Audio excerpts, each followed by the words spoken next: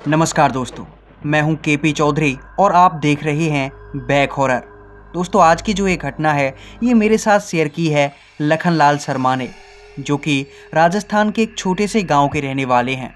तो इन्होंने मेरे साथ जो किस्सा शेयर किया है वो किस्सा मैं आपको सुनाने जा रहा हूं। लेकिन कहानी में आगे बढ़ने से पहले अगर आपने अभी तक इस वीडियो को लाइक नहीं किया है तो वीडियो को लाइक और चैनल को सब्सक्राइब कर दीजिए। तो चलिए बढ़ते हैं इस कहानी में आगे की ओर। दोस्तों, मेरा नाम लखनलाल शर्मा है और मैं राजस्थान के एक छोटे से गांव का रहने वाला हूं। दरअसल जिस घटना के बारे में आज मैं आपको बताने वाला हूं, ये घटना मेरे पास वाले गांव में ही घटी थी। घटना को घटे हुए लगभग 30 साल बीत चुके हैं। मैंने उस गांव का नाम भी बदल दिया है, तो आप इस गांव का नाम बदनपुरा मान लीजिए। दरअसल आज से 30 साल पहले की बात है। इस गांव के अंदर चामुंडा देवी का एक मंदिर था, लेकिन गांव में कोई भी नहीं जानता था कि आखिर ये मंदिर गांव के अंदर कब से है और ये किसने बनवाया है। लेकिन फिर भी गांव वाले न जाने कब से इस मंदिर में पूजा किए जा रहे थे। गांव वाले चामुंडा देवी के मंदिर में कभी कभार पूजा करने के लिए अक्सर जाया ही करते थे। और इस मंदिर को लेकर एक हैरान करने वाली बात ये थी कि ये जो मंदिर था ये गांव की बिल्कुल सीमा पर था, जिसे आम बोलचाल की भाषा में गांव का मेढ़ा कहा जाता है। गांव के मेढ़े पर यह मंदिर मौजूद था और उस जगह पर काफ़ी ज़्यादा सुनसान इलाका हुआ करता था। वहाँ पर झाड़ियाँ उगी हुई थीं। वो काफ़ी बड़ा ऐसा इलाका था जहाँ पर ना तो खेती की जाती थी और ना ही वहाँ पर लोग जाया करते थे। बस कभी कभार जब गांव में कोई उत्सव होता तो मंदिर में पूजा करने के लिए लोग पहुंच जाया करते थे। लेकिन वो इतनी सारी ज़मीन, अगर बताऊं तो करीबन 40 से 50 बीघा ज़मीन होगी, जो कि उस जगह पर बिल्कुल वीरान पड़ी हुई थी। ना तो उस पर खेती की जाती थी और ना ही लोग उसका कोई और इस्तेमाल करते थे। वहाँ पर काफ़ी सारी झाड़ियाँ थीं और काफ़ी सारे कटीले पेड़ थे, जिनका इस्तेमाल भी अक्सर गांव वाले नहीं किया करते थे, क्योंकि गांव वालों का ऐसा मानना था कि ये जो मंदिर है, इस मंदिर को किसी चुड़ैल से गांव की रक्षा करने के लिए बनाया गया था। और जब इस मंदिर को बनवाया गया था उस समय पर इस गांव के अंदर एक चुड़ैल का आतंक हुआ करता था और चामुंडा देवी का मंदिर बनने की वजह से यहाँ पर उस चुड़ैल का आतंक समाप्त हो गया।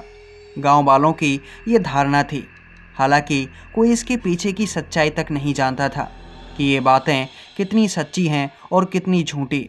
गांव के बड़े बुजुर्ग भी इसी बात को कहा करते थे कि यहाँ पर कभी एक डायन हुआ करती थी, जिससे रक्षा करने के लिए बड़े बुजुर्गों ने इस मंदिर को बनवाया था और माता चामुंडा के आने से वो चुड़ैल ये गांव छोड़कर चली गई।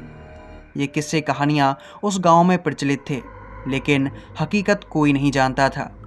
होता ये है कि उस गांव के अंदर जो सरपंच था, जो कि काफ़ी लंबे समय से उस गांव की सरपंची किए चले आ रहा था, आखिरकार वो चुनाव हार जाता है और फिर गांव का एक दूसरा सरपंच बनता है।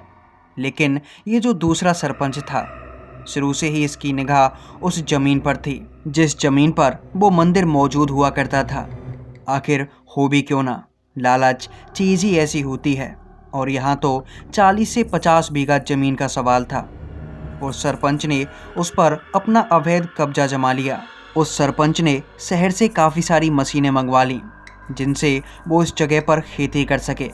उसने ट्रैक्टर और जेसीबी मंगवाए थे, जो कि वहाँ के पेड़ पौधों और झाड़ियों को साफ कर सकें और उस जगह को बिल्कुल वैसा कर सकें जिस जगह पर खेती की जा सके।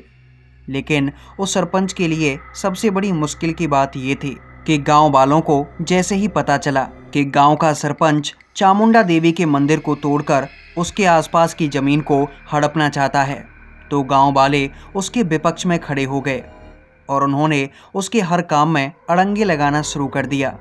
एक दिन की बात है, गांव वाले लाठी और डंडे लेकर सरपंच के घर तक पहुंच गए और उन्होंने सरपंच को मारने तक की धमकी दे डाली।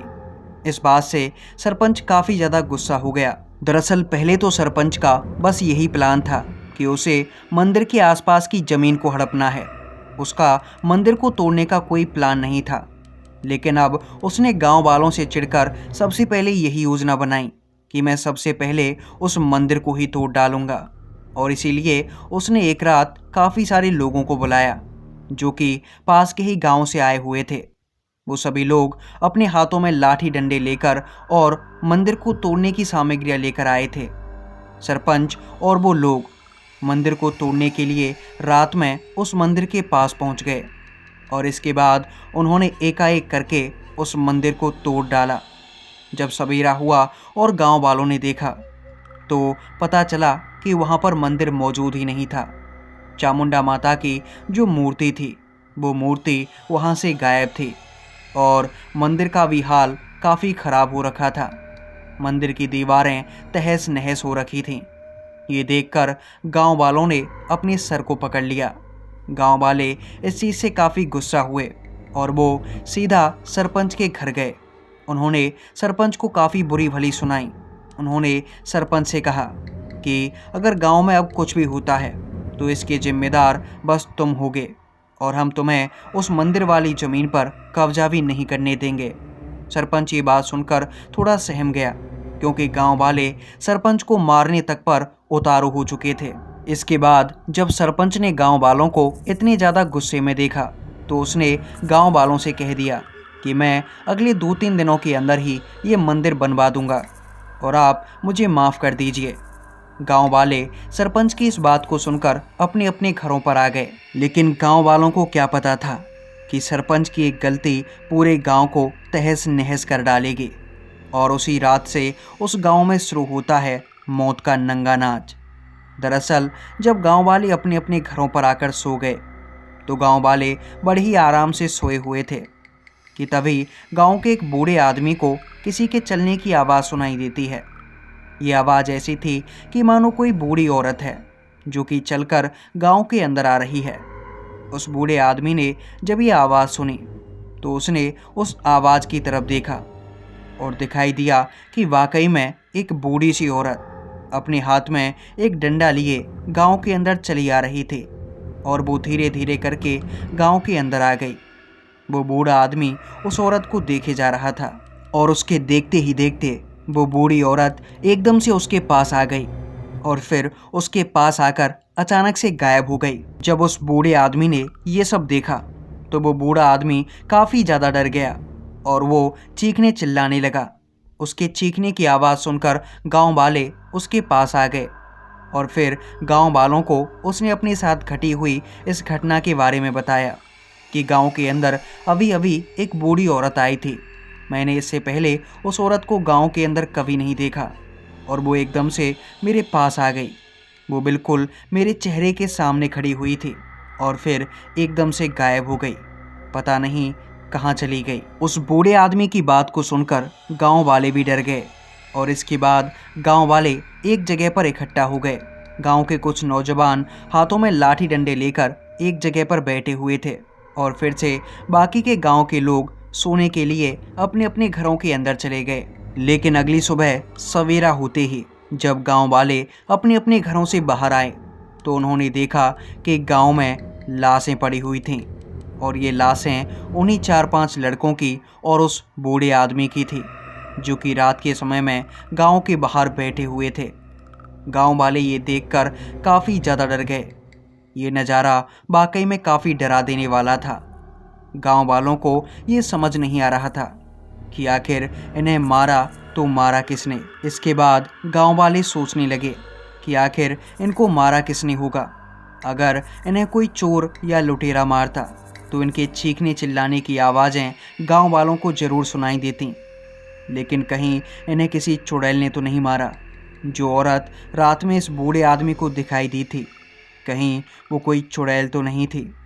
और हमारे गांव में चुड़ैल के होने की जो बातें कही जाती हैं, कहीं वो बातें भी सच ना हों। गांव वालों ने ये सब सोचते हुए पुलिस को बुला लिया। पुलिस उस गांव के अंदर आई और पुलिस ने जब इन्वेस्टिगेशन की तो पुलिस को भी इसके बारे में कुछ नहीं पता था कि आखिर इन लोगों की मौत के पीछे किसका हाथ है।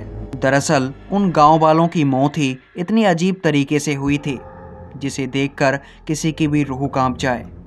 दरअसल उनका सर धड़ पर मौजूद नहीं था, सभी की आंखें निकली हुई थीं और उन सभी का कटा हुआ सर काफ़ी दूर पड़ा हुआ था, जिसे देखकर ऐसा लग रहा था कि मानो किसी ने इस सर को कुचल दिया हो। और एक हैरानी की बात ये थी कि जो धड़ था उस पर चोट के या खरोंच के एक निशान भी नहीं थे। इससे ये तो साफ जाहिर था कि जिसने भी इन्हें मारा है उसने इनकी गर्दन पर वार किया है, और गर्दन पर वार भी इस तरह से किया है कि गर्दन को एक बार में ही धड़ से अलग कर दिया।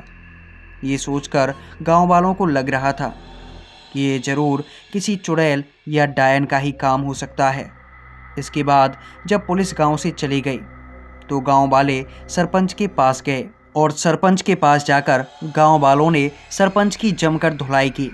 इसके बाद उन्होंने सरपंच से कहा कि आज गांव में जो भी मौतें हुई हैं उन सभी के जिम्मेदार बस तुम हो।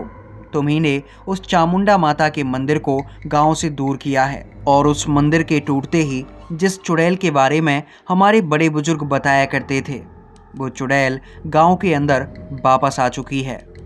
ये बात सुनकर सरपंच ने तुरंत एक पंडित को बुलाया, जो कि काफ़ी पहुँचे हुए पंडित थे। जब वो पंडित गांव के अंदर आए तो गांव के अंदर आते ही वो तुरंत गांव से निकलकर भाग गए, और उन्होंने सरपंच से कहा कि तुम्हारे गांव के अंदर जो समस्या है उस समस्या से मैं तो क्या, बड़े बड़े पंडित भी तुम्हें नहीं बचा सकते। तुमने बहुत बड़ी गलती कर दी है।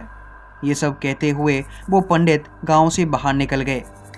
लेकिन इसके बाद गांव वालों की समस्याएं और भी ज़्यादा बढ़ गईं। अगली रात गांव के अंदर फिर से काफ़ी सारी मौतें हुईं। इस बार एक पूरा का पूरा परिवार ख़त्म हो चुका था। उस परिवार के अंदर 7 लोग थे और 7 की ही मौत हो चुकी थी, और ये लाशें भी बिल्कुल उसी अवस्था में थीं जैसे कि पिछली रात गांव वालों ने देखा था। मतलब इन सभी का सर भी धड़ से अलग था। इसके बाद गांव वाले काफ़ी ज़्यादा डर गए, और फिर गांव वाले और सरपंच ये सभी मिलकर पुलिस स्टेशन पहुंच गए। और फिर गांव वालों ने पुलिस वालों से कहा कि अब कुछ भी हो तो मैं ही हमें बचाना होगा। इसके बाद गांव वालों की बात सुनकर पुलिस वाले रात के समय में उस गांव में पहरेदारी करने के लिए आ गए, और रात भर वो पहरेदारी करते रहे। दरअसल ये कोई 8 से 10 पुलिस वाले थे जो कि उस गांव के अंदर आए हुए थे। लेकिन जब अगली सुबह हुई और सवेरा होते ही गांव वालों ने जब पुलिस वालों को देखा तो उनको देखते ही गांव वाले दंग रह गए, क्योंकि इन पुलिस वालों की भी हत्या हो चुकी थी। और इतना सब देखकर ही पूरा गांव डर गया। इसके बाद लोगों को जब कोई रास्ता नहीं मिला तो कुछ ही दिनों के अंदर गांव के सभी लोगों ने उस गांव को बिल्कुल वीरान कर दिया। सभी लोग गांव छोड़ कर शहरों और दूसरे गांव की तरफ चले गए। इसके बाद इस गांव में आज तक कोई नहीं गया। लोग जाते भी हैं तो बस दिन के समय में, रात के समय में उस जगह पर कोई नहीं जाता, और ये गांव आज भी बिल्कुल खंडहर पड़ा है। सरकार इस गांव के बारे में किसी को नहीं बताती, लेकिन आसपास के गांव के लोग हैं जिनको इस गांव के बारे में सब कुछ पता है कि आज से 30-40 साल पहले इस गांव के अंदर क्या हुआ था। इसी के साथ एक काफ़ी डरावनी बात ये भी हुई थी कि जो गांव का सरपंच था उसने गांव को छोड़ दिया था, और वो गांव छोड़कर दूसरे शहर में चला गया। लेकिन फिर उस शहर के अंदर भी अगले 8 से 10 दिनों के अंदर ही उस सरपंच की डेड बॉडी मिली थी, और उस डेड बॉडी का सर भी धड़ से अलग था। उसकी दोनों आंखें निकली हुई थीं, जिसे देखकर लोग समझ गए कि इसे मारने वाला भी कोई और नहीं बल्कि वही चुड़ैल है जिसने बाकी के गांव के लोगों को मारा था। और क्योंकि इस सरपंच ने गांव के चामुंडा देवी के मंदिर को तोड़ा था, इसलिए उस चुड़ैल ने उस सरपंच को भी मार दिया, क्योंकि गांव के अंदर उस चुड़ैल को वापस लाने वाला वो सरपंच ही था। तो दोस्तों, ये थी लखनलाल शर्मा जी की कहानी। तो चलिए बढ़ते हैं आज की अपनी दूसरी कहानी की ओर।